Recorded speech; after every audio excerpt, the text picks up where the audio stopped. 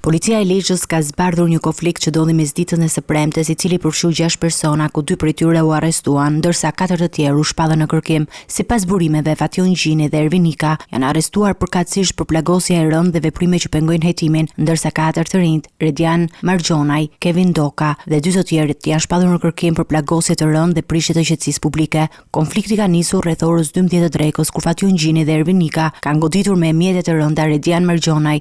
Më pas, ky i fundit së bashku me 3 shokë të tij ka sulmuar Fatjon Gjinin duke i goditur me automjet dhe më pas me mjete të forta, duke i shkaktuar dëmtime fizike.